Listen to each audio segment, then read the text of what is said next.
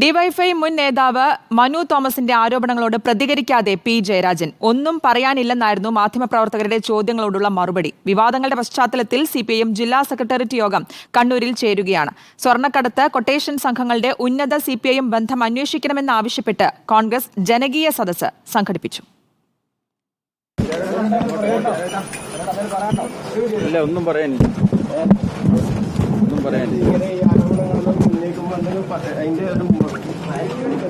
വിവാദങ്ങളിൽ ഒന്നും പറയാതെ സിപിഐഎം സംസ്ഥാന സമിതി അംഗം P Jayarajan.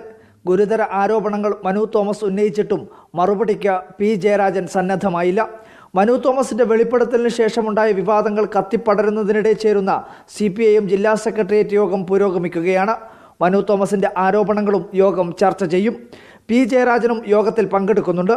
Manu Thomas party വിട്ടതിൽ ജില്ലാ സെക്രട്ടറി പത്രസമ്മേളനത്തിലൂടെ നിലപാട് അറിയിച്ചതിനു ശേഷവും പി ജയരാജൻ ഫേസ്ബുക്കിൽ പ്രതികരണം നടത്തിയതിൽ ജില്ലാ നേതൃത്വത്തിനിടയിൽ അഭിപ്രായ വ്യത്യാസമുണ്ട്. പി ജയരാജനെതിരെ കടുത്ത വിമർശനം ജില്ലാ സെക്രട്ടേറിയറ്റിൽ ഉയർന്നാൽ മനു തോമസിന്റെ പാർട്ടിക്കകത്തെ നേതാക്കളുമായുള്ള ബിസിനസ് ഇടപാടുകൾ വെച്ച് പ്രതിരോധിക്കാനാണ് പി ജയരാജൻ തയ്യാറെടുക്കുന്നത്. എന്തായാലും പാർട്ടിക്കകത്തെ അഭിപ്രായ ഭിന്നതയുടെ തുടക്കമായിരിക്കും ഇന്നത്തെ യോഗം. വിഷയം രാഷ്ട്രീയമായും ചൂടുപിടിക്കുന്നു. സ്വർണ്ണക്കടത്ത്, കൊട്ടേഷൻ സംഘങ്ങളുമായി സിപിഐഎം ഉന്നത നേതൃത്വത്തിനുള്ള ബന്ധം അന്വേഷിക്കണമെന്ന ആവശ്യം കോൺഗ്രസ് ശക്തമാക്കുന്നു. കലക്ടറേറ്റ് മുന്നിൽ DCC നേതൃത്വത്തിൽ ജനകീയ സദസ്സും കോൺഗ്രസ് സംഘടിപ്പിച്ചു. Reporter Arjun Kalliad, in reporter, Kannur.